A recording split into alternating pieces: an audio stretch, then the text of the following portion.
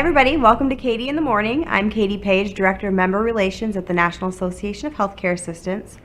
A lot of times you hear like doctors practicing medicine, nurses practicing medicine. A lot of what we do is practice too. Practice makes perfect. So as we're learning and as we're doing things, we learn it, we practice it, and we improve it. One of the things especially that is very, very important is charting, whether you're doing paper charting, AccuNurse, point center care, point click care. I mean, there's so many different elements out there that you can use for charting. But it's so important to do it on a regular basis, get used to that routine and how you're supposed to be charting. A lot of the charting elements will only ask you for an activity or a completed task once a shift. But please, please, please do not take that as a standard or a rule.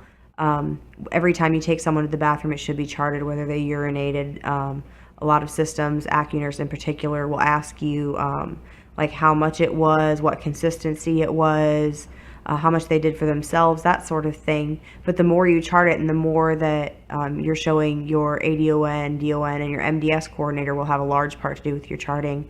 The better idea they have of what kind of staffing they're going to need on each hallway. Not only that, but with the skilled patients that come in like rehab to home programs, they come in on Medicare and they are evaluated at the beginning of their case. So when they come in, they could be like total dependents on 7 different medications, physical therapy, occupational therapy, and physical therapy. But as they start to get better and get closer to going home, a lot of those medications will be eliminated. The amount of assistance that they need will be eliminated. And while you're charting that and keeping a accurate record of that, that also helps them keep them on the program for as long as they need to be. So if you have like a CNA that comes in, doesn't normally work that hallway, charting that this person is an extensive 2 assist because that's what it states in their care plan. Their care plan hasn't been updated for a while and this person's now limited assist of 1. That's going to throw that person's charting and the amount that they're charged for being there way, way off. So that's just one of the reasons that we should be practicing and improving our charting skills on a regular basis. We're going to take a short break and then I'll break those different categories down to you when we come back.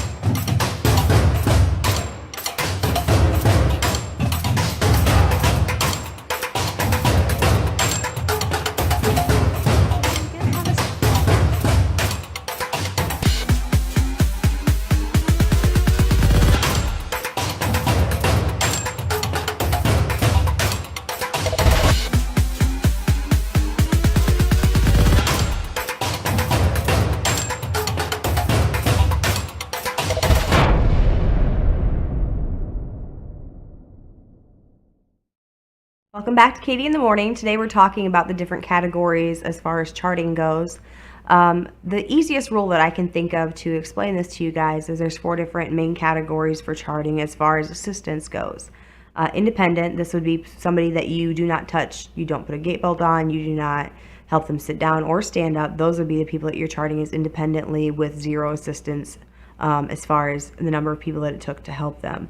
The second one is limit assist. This is somebody that you put a gait belt on, help walk down the hallway, but you don't physically lift anything for, whether it is a person with a stroke that has like left side injuries, paralysis, I guess would be the more proper word. Those people would be considered an extensive assist. Even if those people are able to stand up and sit down on the toilet by themselves, if they're able to walk down the hallway by themselves, if you're dressing that person, you have to physically lift their leg up to put their pants on for them, or you physically have to help them lift their arm to put their shirt on for them. That is an extensive assist. The total dependent people are the people that cannot do any of this for themselves. Especially when it comes to eating, this is where it's very, very important. When you're charting their assistance with eating, the independent people are the people that can sit down cut up their meat by themselves, open their milk by themselves, pour it into the glass by themselves, unroll their silverware by themselves. These are independent people. Limited assist or setup assistance, you can chart independent with setup.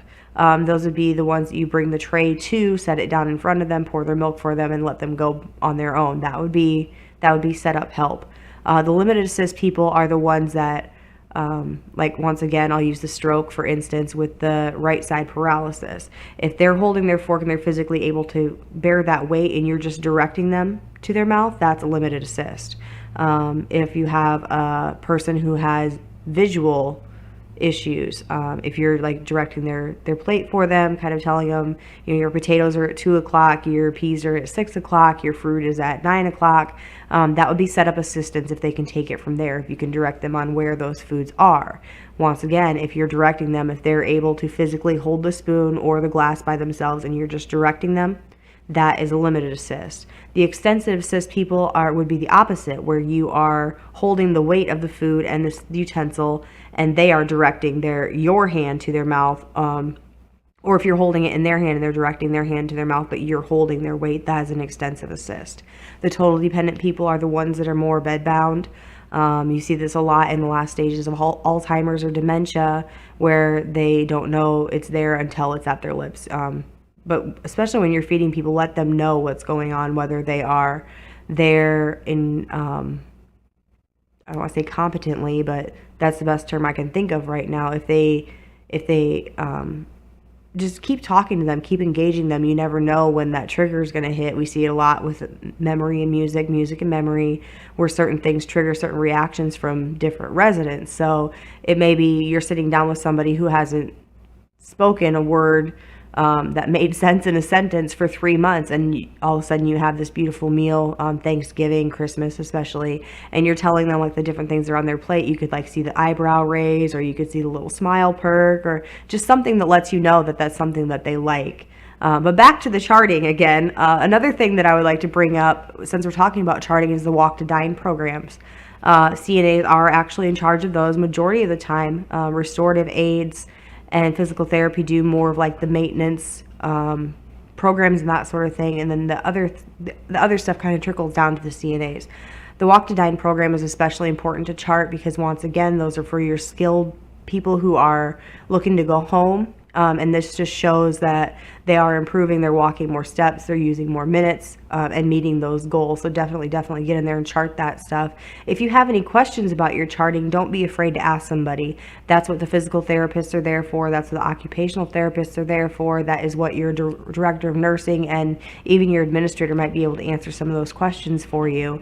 And if we're not doing it right, we need to figure out how to do it right and keep practicing those techniques and those skills until we live in a perfect world. I'm going to let you guys go for today, and I will see you next time for Katie in the Morning.